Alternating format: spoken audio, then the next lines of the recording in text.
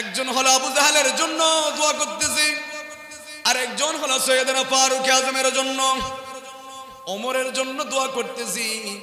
আল্লাহ এখান থেকে যাকে আপনার পছন্দ হয় ওই ব্যক্তিকে ইসলামের জন্য কবুল করে নেন। আল্লাহ দুইজনের জন্য দরখাস্ত। প্রথম নম্বর হলো আবু জাহেলের জন্য, দ্বিতীয় নম্বর হলো সৈয়দনা ফারুক আজমের জন্য, ওমরের জন্য। যাকে ইসলামের জন্য পছন্দ হয় আল্লাহ একজনকে ইসলামের জন্য কবুল করে নেন। আমার নবী দোয়া করেছেন সৈয়দনা ফারুক আজমের জন্য, দোয়াটা কবুল যিনি করেছেন তিনি কে? পৃথিবীর মধ্যে একটা গরুর বাচ্চা আজকে দুনিয়ায় আসলে আজকে হাঁটতে পারে, কিন্তু মানুষ এত দুর্বল, আজকে আসলে আজকে হাঁটতে পারে? এত দুর্বল হওয়ার পরেও ওই মানুষকে আশরাফুল মখলুকাত, সমস্ত সৃষ্টির ঊর্ধ্বে যিনি স্থান দিয়েছেন তিনি কে? তাহাজ্জুদ 2 দিন পড়বে, 3 দিন পড়বে, এরপর আল্লাহ ঘোষণা দিচ্ছেন, ও আমার বান্দা তুমি 1 সপ্তাহ 2 সপ্তাহ 40 দিন যখন পড়ছো, এভাবে প্রতিনিয়ত যখন পড়ছো বান্দা, তুমি আর সাধারণ মানুষের মতো নয়, তুমি ভিন্ন হয়ে গেছে। কেমন ভিন্ন? তোমার জবান আমি আল্লাহর জবান হয়ে গেছে। কেমন ভিন্ন? তোমার পাটা আমি আল্লাহর কুদরতি পা হয়ে গিয়েছে। এজন্য আমরা আল্লাহর ওলি বলি। কেন? আল্লাহ কোরআনে বলে দিয়েছেন, আলা ইন্না আউলিয়া আল্লাহি লা খাউফুন আলাইহিম ওয়া লা হুম ইয়াহজানুন। তাদের বিরুদ্ধে যারা যাবে যুদ্ধ ঘোষণা করেছেন কে? আমার নবী যখন তাহাজ্জুদের নামাজে দাঁড়ালেন, তখন আমার নবীজি ওই যে পাথর খেয়েছেন, আমার নবীজির নুরানি টুপি মুবারক, লোহার টুপি ভেঙে মাথার মধ্যে ঢুকে গিয়েছে। তখন আমার নবী একটা দোয়া করেছেন, আল্লাহ আমি 2 জনের জন্য দোয়া করতেছি রব্বুল আলামিন। একজন হলো আবু জাহেলের জন্য দোয়া করতেছি, আর একজন হলো সৈয়দনা ফারুক আজমের জন্য, ওমরের জন্য দোয়া করতেছি। আল্লাহ এখান থেকে যাকে আপনার পছন্দ হয় ওই ব্যক্তিকে ইসলামের জন্য কবুল করে নেন। আল্লাহ দুইজনের জন্য দরখাস্ত। প্রথম নম্বর হলো আবু জাহেলের জন্য, দ্বিতীয় নম্বর হলো সৈয়দনা ফারুক আজমের জন্য, ওমরের জন্য। যাকে ইসলামের জন্য পছন্দ হয় আল্লাহ একজনকে ইসলামের জন্য কবুল করে নেন। আমার নবী দোয়া করেছেন সৈয়দনা ফারুক আজমের জন্য, দোয়াটা কবুল যিনি করেছেন তিনি কে? ওনার অন্তরের মধ্যে কম্পন শুরু হয়ে গিয়েছে। আমার নবীজি তাহাজ্জুদের নামাজের মধ্যে দোয়া করলেন, আরেকদিকে না ধরে দোয়া করলেন, আল্লাহ ফারুক আজমকে ইসলামের জন্য কবুল করে। যখন ইসলামের জন্য কবুল হলেন, তখন সৈয়দনা ফারুক আজম তরবারিটা নিয়ে আমার নবীর দরবারের মধ্যে এসে তরবারি নিক্ষেপ করে বললেন, আশহাদু আল্লা ইলাহা ইল্লাল্লাহ ওয়া আশহাদু আন্না মুহাম্মাদুর রাসূলুল্লাহ সাল্লাল্লাহু আলাইহি ওয়াসাল্লাম। ইয়া রাসূলুল্লাহ আমি এখন ইসলাম ধর্ম গ্রহণ করলাম। ইয়া রাসূলুল্লাহ আপনাকে আর ভয় পেতে হবে না, আপনাকে আর পাথর খেতে হবে না, আপনাকে আর তীরের আঘাত সহ্য করতে হবে না। আমি ওমর ইসলামের পক্ষে চলে আসলাম। সুবহানাল্লাহ। খলিফাতুল মুসলিমিন সৈয়দনা ফারুক আজম যেদিন খলিফার দায়িত্ব পালন করার জন্য দাঁড়ালেন, সৈয়দনা ফারুক আজম যেই জামাটা গায়ে দিয়েছেন ওই জামার মধ্যে 12টা তালি ছিল। যিনি অর্ধ পৃথিবীর শাসক ছিলেন, ওই ফারুক আজম যখন মানুষের সামনে মজলিসের মধ্যে ভাষণ দিচ্ছেন, সবাই স্পষ্ট দেখতে পেয়েছেন যিনি প্রেসিডেন্ট, যিনি নেতা, ওই নেতার গায়ের মধ্যে যেই পোশাকটা দিয়েছেন, ওই নেতার পোশাকের মধ্যে একটা নয়, 2টা নয়, 12টা পর্যন্ত তালি ছিল। ঠিক কিনা বলেন? আর ফারুক আজম ডিক্লার দিলেন, আমি ফারুক আজম অর্ধ পৃথিবীর শাসক। আমি বলতে চাই আমার মক্কা মদিনা নয়, সিরিয়ার মধ্যে, ইরানের মধ্যে কোন একটা যদি কুত্তা মারা যায়, না কে যদি কুত্তা মারা যায়, ছাগল মারা যায়, আমি ফারুক আজম নেতা হিসাবে একজনের আদালতের মধ্যে দাঁড়াবো। বলেন তিনি কে? আমি আল্লাহর আদালতের মধ্যে দাঁড়াবো। না কে যদি কুত্তা মারা যায়, না কে যদি ছাগল মারা যায়। আবার নির্দেশ দিলেন, ও আমার মন্ত্রীরা, রাস্তা নির্মাণ করবে যে খাওয়া তো দূরের কথা, উঁচু নিচু যাতে না হয়। উঁচু নিচু যদি হয়, মানুষ যদি খুচুট খায়, ওই খুচুটের ব্যাপারেও তিনি খবর নিবেন। বলেন তিনি কে? উনি এত প্রেসিডেন্ট, এমন প্রেসিডেন্ট ছিলেন যার মাত্র একটা জামা ছিল। কয়টা? উগ্র জামা আছে, মানুষ আছে না। ফারুক আজম একদিন জুমার নামাজ পড়ার জন্য দেরি হয়ে গেলেন। এখন যদি দেরি হয়, আমাদের দেশে অনেক মাতবর আছে, হুজুর অনেকে টেমন চিনন না, 10 মিনিট দেরি হয়ে যায়, 20 মিনিট দেরি হয়ে যায়। তখন সৈয়দনা ফারুক আজম জুমার নামাজ, অসংখ্য মানুষ উপস্থিত, জুমার নামাজের মধ্যে সৈয়দনা ফারুক আজম দেরিতে আসলেন, প্রায় টাইম চলেই যাচ্ছেন। তখন দেরিতে যখন আসলেন, তাড়াতাড়ি নামাজটা শেষ করার পর তখন সবাই বিনয়ের সহিত আমিরুল মুমিনিনের সামনে বসে গিয়েছেন। হুজুর বেয়াদবি যদি না হয় মাফ করবেন, একটা কথা জিজ্ঞেস করার ছিল, আপনি আজকে এত দেরি করলেন কেন? আমার একটা ওজর ছিল। কি হুজুর? আমার মাত্র একটা জামা। জিবে প্রেসিডেন্ট, এখন প্রেসিডেন্ট হলে একটা বাড়িয়ে তার হয় না, দুইটাও হয় না, বরাবর একটা দেশের মধ্যে 360টা বাড়ি করেছেন ওই ডাকাত, ঠিক কিনা বলে? আছে না নাই? একখান বাড়িয়ে তার নয়, দুইয়ানও নয়, তিনজনও নয়, বরাবর এক দেশের মধ্যে কিন্তু গোয়ান নহর বিষয় দেবে দিয়ে দাঁড়ে কয়টা? 360টা বাড়ি করেছেন শুধু একটা দেশের মধ্যে, এটার একটাই হয় না। এটা আল্লাহ কোরআনের মধ্যে জানিয়ে দিয়েছেন, আলহাকুমুত তাকাসুর হাত্তা যুরতুমুল মাকাবির। গোলাম, তোদের চাহিদার শেষ হবে, চাওয়ার শেষ হবে না। গাড়ি আছে, বাড়ি চাই, নারী আছে, আরো বিল্ডিং চাই, একটা বাড়ি আছে, দুইটা চাই, তিনটা আছে, চারটা চাই, একটা গাড়ি আছে, দুইটা চাই। চাওয়ার হাসিয়ত আছে না নাই? আরো রাখবে, আরো খ্যাতি লাগবে, আরো ক্ষমতা লাগবে, আরো সিংহাসন লাগবে, আরো সব, আমি সব খাবো, এরকম বলে আছে না? অথচ খাওয়ার জন্য মেনু দিয়েছেন, ডাক্তার বলছে এটা এটা এটা কিছু খাইতে পারবেন, আমি সব খাবো, সব আমার, এই বাড়ি আমার। ওইটা আল জাজিরা রিপোর্ট করছে, ওই ব্যক্তি একজোড় জুতা পরে, ওই জুতার মূল্য হচ্ছে 5 লক্ষ টাকা। শুধু জুতার দাম, একজোড় জুতার দাম কত? 5 লক্ষ। তো এই জুতা যে 5 লক্ষ, গরিবের মানুষের হক নষ্ট করে 5 লক্ষ টাকা দিয়ে জুতা পরতেছেন, কিয়ামতের ময়দানে ওই জুতা দিয়ে বাদ দিতে দিতে জাহান্নামে পৌঁছায় দিবে, ঠিক কিনা বলে? খারাপ লাগলো না? কারণ বিষয়ই বেদিয়ন্দবাজ। ফারুক আজম একটা মাত্র জামা ছিল, উনি রাতের বেলায় বের হয়ে যেতেন। আজকে আমাদের নেতারা কোনো পথেই ভোটটা নিতে পারলেই হলো, আর নাই তুই আরে ভোট দিস না, যাক অনেক কিছু বলে। বাড়িও এখানে করে না, করে আরেক দেশে। আমরা বলতে চাই কবরস্থানও যাতে আরেক দেশে হয়, ঠিক কিনা বলে? তো বাড়ি যেহেতু এখানে ভালো লাগে না বাংলাদেশে, তোর কবরটাও আরেক দেশের মধ্যে, ঠিক কিনা বলেন না? এই জন্য আমি বলতেছিলাম, কাউকে কটূক্তি করে বলছি না, যার মধ্যে হাইচুত গুলো আছে পরিবর্তন হয়ে যান, মাফ করে দিবেন কে? হাইচুত গুলো, কারণ পৃথিবীতে থাকতে পারবেন না, আপনার বাবা চলে গিয়েছেন, দাদা চলে গিয়েছেন। আমরা যখন ধোঁয়াকে মোটা করে হেঁটে যাই, আল্লাহ বলেন বান্দা তোর কি এই বল থাকবে? এই বল তো থাকবে না বান্দা, থাকবে না। বান্দা তুই কি একটু চিন্তা করস নাই, তোকে যখন মায়ের গর্ভের মধ্যে দিলাম, আমি রব্বুল আলামিন কত কুদরত দিয়ে তোকে মায়ের গর্ভের মধ্যে রাখলাম, কত নিঃশ্বাস প্রশ্বাসের ব্যবস্থা করে দিলাম। ওই মায়ের গর্ভের মধ্যে চুল বড় হতে লাগলেন,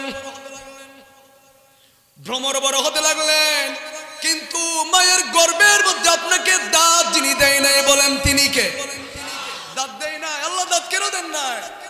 আল্লাহ রাব্বুল আলামিন বলেন, ও বান্দা, মায়ের গর্ভের মধ্যে যদি তোর মধ্যে দাঁত দেওয়া হতো, এই দাঁত দিয়ে মায়ের ওই পেটের মধ্যে কামড়াতে কামড়াতে বান্দা তুই মায়ের ওই জায়গাটা কত বিচ্ছিন্ন করে ফেলতি রে বান্দা, ঠিক কিনা? আল্লাহ রাব্বুল আলামিন বলেন, আজকে আমার মা বোনরা শুনতেছেন তো, শুনুন না? এজন্য আমার নবী জানিয়ে দিয়েছেন, মা এবং বাবা দুইজনের মিলনের মাধ্যমে যখন নেককার সন্তান গর্ভের মধ্যে আসবে, ছেলে যখন 3 মাসের মতো হয়, 4 মাসের মতো যখন হয়, ওই মা যখন টেলিভিশন দেখে, মায়ের গর্ভ থেকে ছেলে টেলিভিশনের আওয়াজ শুনেন কিনা? বলেন শুনেন কিনা? মা যখন হেঁটে হেঁটে বিউটি পার্লারের মধ্যে যায়, প্যাকেজের মধ্যে যায়, সুদের কারবার করে, তখন মায়ের ওই গর্ভের মধ্যে টাকা ছেলেটা শুনেন কিনা? ক্ষমতা দিয়েছেন কে? আর যখন মা যখন কোরআন তেলাওয়াত করবেন, মা যখন তাহাজ্জুদের নামাজের মধ্যে দাঁড়াবেন, ওই মায়ের গর্ভের মধ্যে থাকা সন্তানও মা যখন শুরু করবেন, আর রহমানু আল্লামাল কুরআন খলাকাল ইনসান আল্লামাহুল, যখন এইভাবে তেলাওয়াত করবে, মায়ের গর্ভের মধ্যে যে ছেলেটা 3 মাস এখনো মাত্র গোস্তের টুকরা, একটু একটু হাত হয়েছেন, একটু একটু পা হয়েছেন, মাথা হয়েছেন, কান হয়েছেন, ওই গোস্তের টুকরার মধ্যেও যিনি জীবন দিবেন বলেন তিনি কে? শুনতেছেন মায়ের কোরআন তেলাওয়াত শুনছেন, মায়ের নামাজের শব্দ শুনছেন, মা যাবার প্যাকেজের মধ্যে গিয়ে নাচানাচি করতেছেন, এটাও শুনতেছেন, ঠিক কিনা বলেন? এখন বলতেও লজ্জা লাগে, মুরব্বী নামক কুলাঙ্গাররাও ছেলের অনুষ্ঠানের মধ্যে, বিয়ের অনুষ্ঠানের মধ্যে প্যাকেজ দেয়, ব্যাংশ দেয়, দেওয়ার মধ্যে সীমাবদ্ধ নয়। ওই মুরব্বী টুপি দিয়ে প্যাকেজের মধ্যে সিয়ার নিয়ে এক পাশে বসে থাকে, আছে না নাই?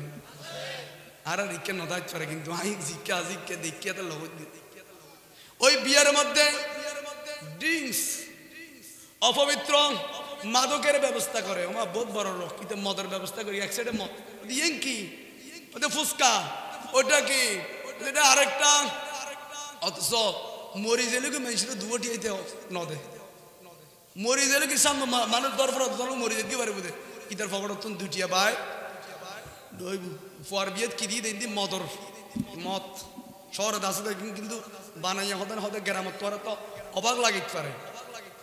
শহরে ঢাকাতে আমরা বিভিন্ন জায়গার মধ্যে যাই, দেখেছি যখন মাহফিল করে রাস্তা দিয়ে আসি রাতের বেলায় নাচতেছে, এদিকে মদ, এদিকে ফুচকা, এদিকে আরেকটা কিরে আজ এটিয়া হতুন ওদিন মিলাদুন নবী তো 10 টিয়া দিবেন লাই ওদের ব্যাংক কাজে ন খোলে চেক ন খোলে নেই, আজিয়া হতুন তুই খবরত আসু না যে নাচাতে নাচাতে তল ফরালি খবরত আয়, তোর খবরও তল ফরাই ফোনে।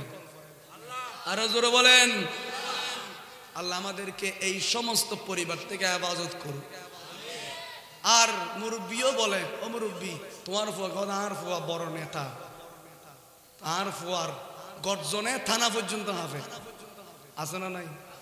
হয়, অথচ মুরব্বী ন জানাতে, মুরব্বী তুই যাতে মরি যাবে গুই, তোমার ফুয়া যাতে জানাজার মাঠে খুব আর বাপস জানা যায় পরে ইন্দে, তুই মুরব্বী, তুই সারা, তুই কি নেতলি সারা নয়, তোমার ফুয়া যাতে জানাজার মাঠে খুব আর বাপস জানা যায় পরে ইন্দে। স্বয়ং আর দিন থেকে আল্লাহ কথা বলেন, জিব্রাইল এটা কে? তো তোমার ছেলে কি চাই? জানাজা পরে দোয়া চাই, বাবার মাগফিরাত চাই। তো জিব্রাইল বলে দে আমি আল্লাহ তার জীবনের গুনাহ মাফ করে দিয়েছি।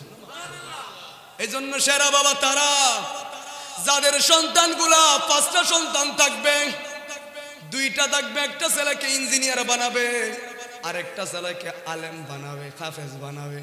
তাদের মর্যাদা বললে তো অনেক।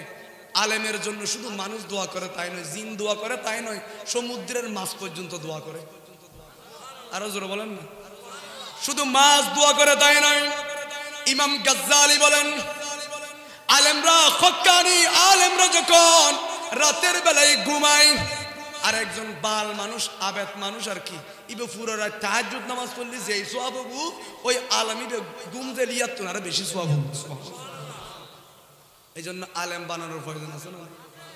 অনেক গোস্বা দিলে না, আমি এগিন খোঁজ দি গোস্বা হলেও উনিবেন, গোস্বা নইলেও উনিবেন, ভালো লাইলেও বইবেন, ভালো নলাইলেও বইবেন। কারণ এগুলা যদি চিরজীবন লাখি দেন, যদি থাকে এই খাইছ আজকে থেকে তোবা করেন, মাফ করে দিবেন কে? অনেক মুরব্বী আমি দেখতে পাচ্ছি দেশ দাড়িওয়ালা নাচতেছে স্টেজের মধ্যে। এই জন্য আমি বলছিলাম মুরব্বী আপনি দামি হবেন কখন? যখন আপনার ছেলে, যখন আপনি মারা যাবেন, আপনার ছেলে যখন জানাজার মাঠে দাঁড়িয়ে জানাজা পড়াবে। আমার নবী এই জন্য বললেন, হাদিসে মুবারকের মধ্যে এসেছেন, ওই ছেলে যখন কবরের মধ্যে নামাই দিবে সব কমপ্লিট, যখন জিয়ারত করবে আল্লাহ আরশ আজিম থেকে কথা বলবেন, আল্লাহ এলান করবেন ফেরেশতা জানিয়ে দাও ওই ব্যক্তির কবরটা জান্নাতের বাগান হয়ে গেছে। ওই যে আমি বলতেছিলাম মা যখন কোরআন তেলাওয়াত করে ছেলে শুনেন কিনা, আমার গৌসে পাক আব্দুল কাদের জিলানী উনি মায়ের গর্ভ থেকে 1 পারা নয়, 2 পারা নয়, 10 পারা নয়, 15 পারা নয়, 18 পারা কোরআন মুখস্থ করে মায়ের গর্ভ থেকে এসেছেন। সুবহানাল্লাহ। ওনার মা কেমন ছিল? গৌসে পাকের আম্মা জান রাতের বেলায় যখন তাহাজ্জুদের নামাজ পড়েছেন, তাহাজ্জুদের নামাজের পরে যখন গৌসে পাকের আম্মা জান যখন কোরআনটা খুলেছেন, আমার গৌসে পাক মায়ের গর্ভ থেকে শুনে শুনে এক পারা নয় 18 পারা কোরআনের হাফেজ হয়ে এসেছেন। এই জন্য মা যখন ভালো হবে ছেলেও ভালো হবে। মা যখন অন্য কাজের মধ্যে যাবে দেখবেন বড় হওয়ার পর ওই ছেলে ওই দিকে চলে যাবে, ঠিক কিনা বলেন? আজকে দেখা যায় মুসলমানের ছেলে কোরআনকে ছিঁড়ে ছিঁড়ে টয়লেটের মধ্যে ফেলে দিচ্ছে। ওগুলা কিন্তু বিধর্মী নয়, হিন্দু নয়, ওগুলা বৌদ্ধ নয়, খ্রিস্টান নয়, মুসলমানের ছেলে। হুজুর মুসলমানের ছেলে কেমনে কোরআনের উপর দাঁড়িয়ে প্রস্রাব করতে পারে? এই জন্য করতে পারে ওই মা বাবাগুলা বিয়ের অনুষ্ঠানের নাম দিয়ে প্যাকেজ এনেছেন। ওই মা বাবাগুলা সুদ খেয়েছেন, ঘুষ খেয়েছেন, ইসলামী লেবাস তার মধ্যে ছিল না, যার কারণে তার গর্ভ দিয়ে নাস্তিক বের করেছেন, তার গর্ভ দিয়ে ইয়াবা ব্যবসায়ী বের হয়েছেন, তার গর্ভ দিয়ে মা বাবা বিদ্বেষী বের হয়েছেন, তার গর্ভ দিয়ে সমাজ বিদ্বেষী বের হয়েছেন, সুদখোর বের হয়েছেন। কথা বলেন। এই জন্য আমি বলছিলাম যখন মায়ের গর্ভের মধ্যে আপনি এসেছেন একটু চিন্তা করে দেখেন, মায়ের গর্ভের মধ্যে 3 মাস 4 মাস পরিপূর্ণ বাচ্চা হয়ে গেল। এটা আজকে বিজ্ঞান পর্যন্ত প্রমাণ করতে পারে না। চুল উঠেছেন, ভ্রমর উঠেছেন, হাত বড় হতে লাগলেন, পা বড় হতে লাগলেন, কিন্তু দাঁত যিনি দেয় নাই তিনি কে? যখন ভূমিষ্ঠ হলেন সব আছে, দাঁত নাই। আল্লাহ রাব্বুল আলামিন বলেন, বান্দা ওখানে তোমার বিজ্ঞান কিছু করতে পারবে না, তোমার সায়েন্স কিছু করতে পারবে না। বান্দা আমি তোমাকে দাঁত ছাড়া পাঠালাম। যখন 2 বছর হলো, 1 বছর 1.5 বছর 2 বছর যখন হলো, আস্তে আস্তে দাঁত উঠে কিনা? না, উড়ে উড়ে দাঁত উঠে আস্তে আস্তে।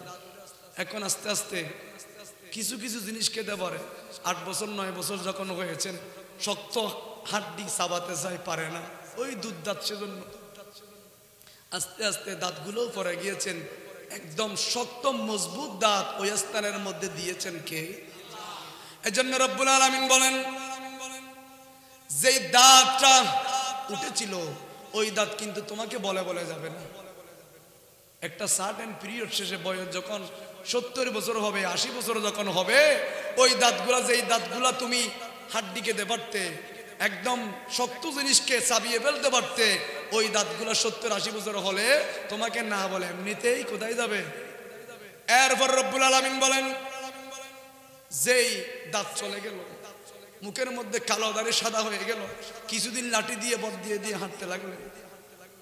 আবার বয়স যখন 80 বছর ট্রান্সফার হলো, 90 বছর যখন হলো, দেখা যাচ্ছে ছোটবেলায় দুনিয়ার মধ্যে আসার সাথে সাথে পায়খানা পেশাব পরি করতে পারে নাই, পার্থক্য করতে পারে নাই।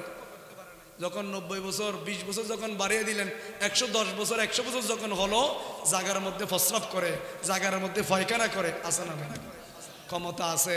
ক্ষমতার মালিককে।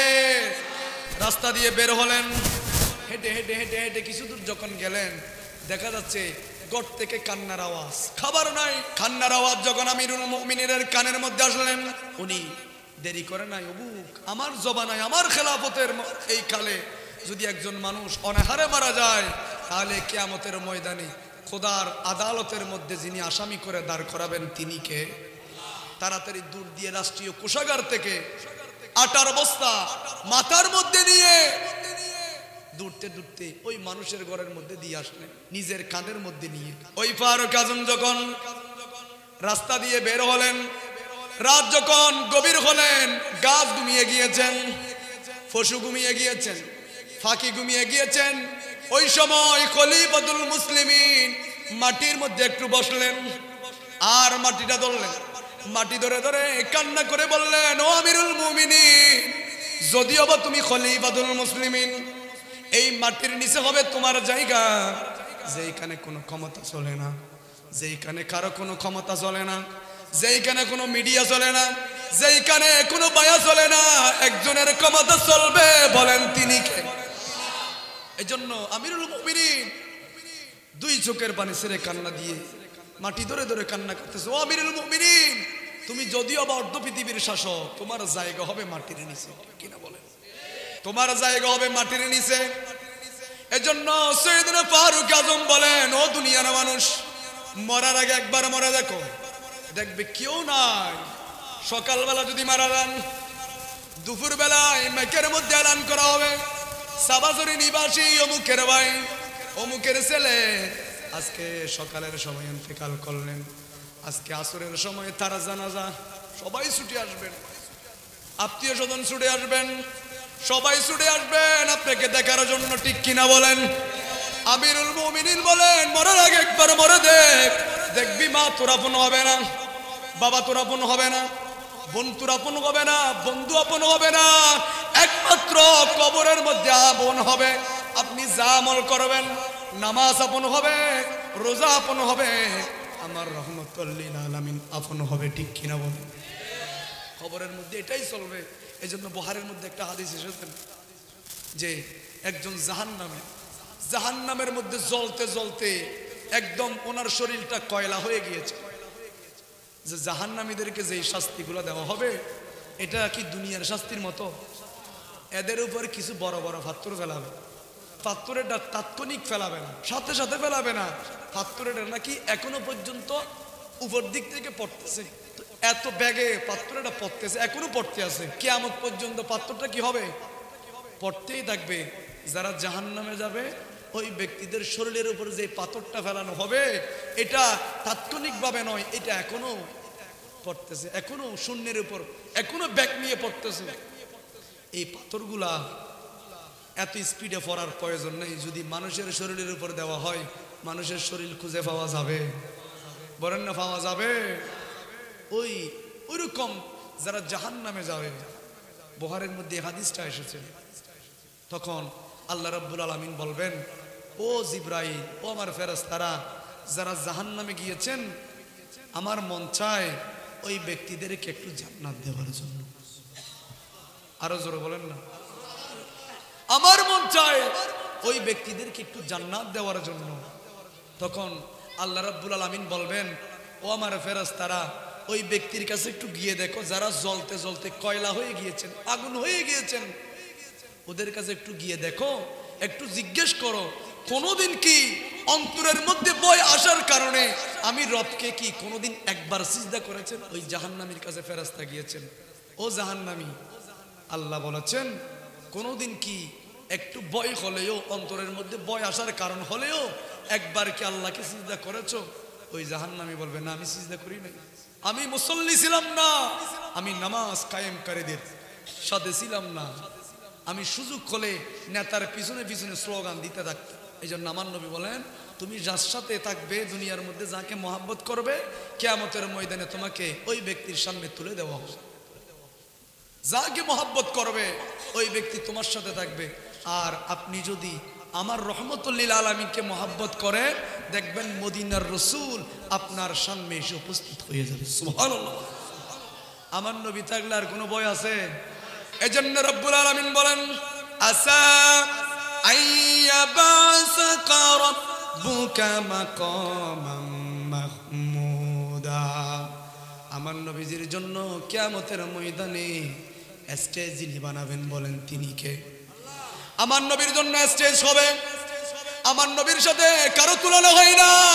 এজন্য ইমানদারদের কাছে আমার নবীর চাইতে সুন্দর পৃথিবীর মধ্যে কেউ নাই। 72 দল 73 দল আছে, 73 দল থেকে বাছাই করে যে সুন্নি বানিয়েছেন, হুজুর বলতে পারেন, হুজুর এদের তো ইবাদত বেশি, রোজা বেশি, তাহাজ্জুদ বেশি, এতে সবকিছু বেশি, সবকিছু বেশি নিয়ে এই বেশিগুলো গাঁটটি বেঁধে জাহান্নামে চলে যাবে। কারণ কি? ইন্না দুআ মাওকুফুন বাইনাস সামাই ওয়াল আরদ। দোয়া করেছেন, এটা আসমান এবং জমিনের মাঝখানে লটকি থাকবে। কিরা যাস না কেন? করেছে আল্লাহকে দেওয়ার জন্য, যাস না কেন? হয়তো নবীর দরুদ নাই যে লা তাসআদু মিনহু শাইউন হাত্তা তুসাল্লি আলা নবিয়িকা হাবিবিকাল মুস্তাফা সাল্লাল্লাহু আলাইহি ওয়াসাল্লাম। এদের কাছে সব আছে, নবীর মোহাব্বত নাই, দরুদ নাই, যার কারণে গাঁটটি সবগুলো গোল করে কোথায় যাবে? মাহফিল তো অনেক হয়, অনেক মাহফিল হয়, এমনি মাহফিল ব্যানার দেখা যাচ্ছে, ওখানে সার্কেস চলে, কি চলে? নহরি তারা এটা নাটকের মঞ্চ বানাবিলি ইয়েনরে, যারা ইয়ং ফো আছে তারা জানে, দেখের ইয়েনের কি বানাবিলি দিদি তাফসীরুল কোরআন মাহফিল, ইয়েন নাটকের মঞ্চ, ঠিক কিনা বলেন না? দিদি তাফসীরুল কোরআন মাহফিল ওখানে প্যাকেজ করতেছে। আমার মোবাইলের মধ্যে আমি কয়েকটা ডাউনলোড করে রেখেছি, দিয়েছেন তাফসীরুল কোরআন মাহফিল, ওখানে বিভিন্ন প্রশংসা করতেছে, নেতা নেত্রীর প্রশংসা করতেছে, অনেক কিছু প্রশংসা করতেছে, কিন্তু ভাই নবীজির মহাব্বতটা তার মুখ দিয়ে বের হয় না। এটাই আর আপনার আর আমার মধ্যে পার্থক্য। আমরা জীবনের চাইতে নবীকে ভালোবাসি, কারণ কোরআনে বলেছেন কুল ইন কানা আবাউকুম ওয়া আবনাকুম ওয়া ইখওয়ানুকুম ওয়া আজওয়াজুকুম ওয়া আশীরাতুকুম। আমার নবীও বলেন লা ইউমিনু, তুমি ইমানদার হতে পারো না, তুমি মুমিন হতে পারো না, তোমার সব থাকবে লা ইউমিনু, তুমি ইমানদার নয়, আহাদুকুম হাত্তা আকুনা হাব্বা ইলাইহি মিন ওয়ালিদিহি ওয়া ওয়ালিদিহি ওয়ান নাসি আজমাইন। যতক্ষণ পর্যন্ত তোমার মায়ের চাইতে, স্ত্রীর চাইতে, পুত্রের চাইতে নয় নিজের জীবনের চাইতে যতক্ষণ আমি নবীকে ভালোবাসবে না ততক্ষণ ইমানদার হতে পারবে। এই জন্য আমি বলছিলাম গাঁটটি নিয়ে চলে যাবো কেন?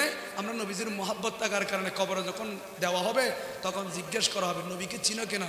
আমরা বলবো জানের চেয়ে প্রিয় তিনি, নবী আমার কামলিওয়ালা। উনি তো আমার নবী। আমার নবী বলবেন ও ফেরেশতা টর্চারিং অনেক হয়েছে, আমি দেখতে চেয়েছি আমার উম্মত আমাকে চিনে কিনা। যেহেতু আমাকে পরিচয় দিয়েছেন লিবাস মিন আহলিল জান্নাহ, তার জন্য জান্নাত থেকে একটা লিবাস নিয়ে আসো, তার কবরটা জান্নাতের বাগান বানিয়ে দেওয়া হোক, তার কবরের সাথে 8টা জান্নাতের সাথে সম্পর্ক করে দেওয়া হোক। আমার নবী বলবেন ঘুমাতে থাক, বাসর রাতে